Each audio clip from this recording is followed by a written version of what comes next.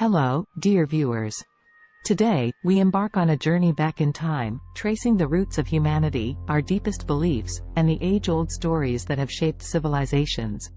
Welcome to our exploration of the book of Genesis, the very first book of the Bible. Whether you're a believer, a scholar, or just a curious soul, join us as we delve deep into its timeless tales, uncovering the meanings, mysteries, and messages that resonate even today. From Adam and Eve's time in Eden to Noah's Ark and the Great Flood, from the Tower of Babel. Let's uncover the foundations of faith and the chronicles of humanity as penned in these sacred pages. So grab your explorer's hat and your sense of wonder. It's time to journey through the book of Genesis.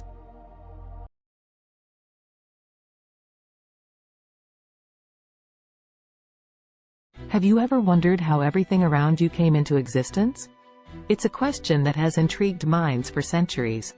And one of the oldest answers comes from the book of Genesis in the Bible. Here, the concept of creation is presented as an act of an all-powerful being. God, who brought the world and everything in it into existence. Imagine the vastness of the universe, the sun, the moon, the stars, the earth, the plants, animals, and finally, human beings. All of these, according to Genesis, were not a result of random happenstance, but a deliberate act of creation by God. Over the course of 6 days, God spoke, and the world was formed. Each day brought a new creation, and on seventh day, God rested looking upon the work that had been done. So the world, as we know it, according to Genesis, was spoken into existence by God in just 6 days. Imagine being the only 2 humans on earth. This was the reality for Adam and Eve. In the heart of the book of Genesis, we encounter the formation of the first human, Adam. God in his infinite wisdom and power sculpted Adam from the dust of the ground. He breathed life into this earth-made figure. And in an instant, the first breath of human life filled the air. Adam wasn't merely a creation. He was a reflection of divine craftsmanship, a living testament to the Creator's artistry. But in this paradise, God recognized Adam's need for companionship, so he caused a deep sleep to fall upon Adam. As he slumbered, God carefully took one of Adam's ribs and created Eve. Eve was not just a companion, but a partner, a piece of Adam himself. Together, they formed a complete picture of humanity, distinct, yet interconnected. Life for Adam and Eve in the Garden of Eden was a time of bliss and innocence. It was a world of harmony where the lion and lamb cohabited peacefully, where fruit trees flourished and rivers flowed freely.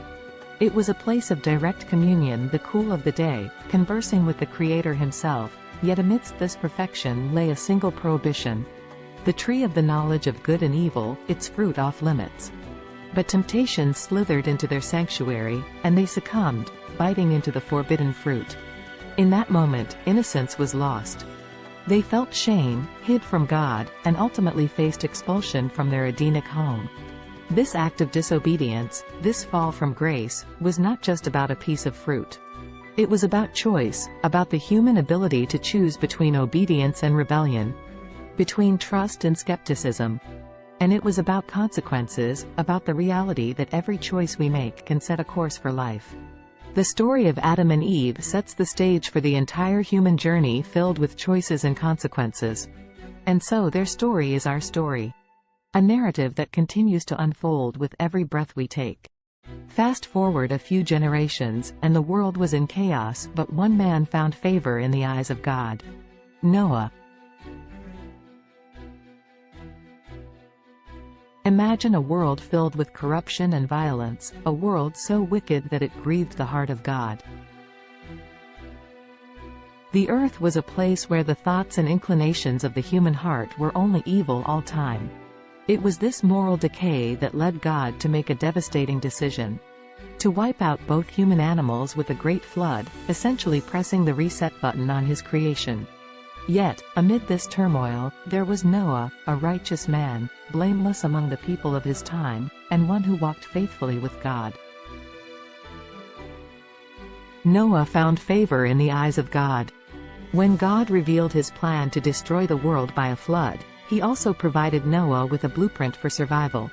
The art Noah's obedience in following God's instructions for building the ark was unwavering.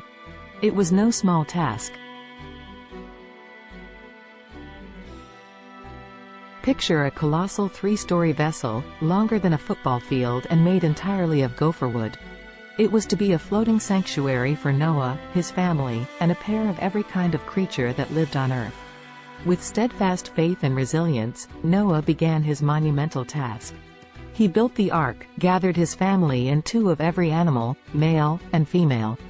As the heavens opened and the rains descended, Noah's ark became a beacon of hope amidst the deluge. As the floodwaters receded and the ark came to on the mountains of Ararat, a new chapter in humanity's story began. The world was cleansed, ready for a fresh start. And it was Noah, the obedient servant, who was chosen to spearhead this new beginning. Noah's story is a testament to faith and obedience even in the face of unimaginable circumstances. In a world where everyone spoke the same language, what could go wrong? Picture this. A united humanity, post-flood, migrating from the east, settles in the land of Channer. In their unity and shared language, they hatch an audacious plan. They decide to build a city and a tower with its top in the heavens. Their goal? To make a name for themselves and to prevent their scattering across the face of the earth. But here's where the story takes a twist. God, seeing their unified effort and the prideful intention behind their project, intervenes. He confuses their language, making them unable to understand one another. This results in chaos, and ultimately, the scattering of the people across the earth that they were trying to avoid. The city becomes known as Babel, a play on the Hebrew word for confused. The Tower of Babel serves as a stark reminder of human ambition, and the consequences of attempting to rival God. The book of Genesis has a lot to teach us, doesn't it? It's a treasure trove of stories, each one filled with lessons that shaped our understanding of the world and our place within it. The very beginning, with the creation of the world. This awe-inspiring story paints a picture of a universe carefully crafted, a testament of the power and wisdom of God. It's a narrative of divine design, a reminder of the beauty that surrounds us and our response as its custodians. It's a story that continues to resonate thousands of years later.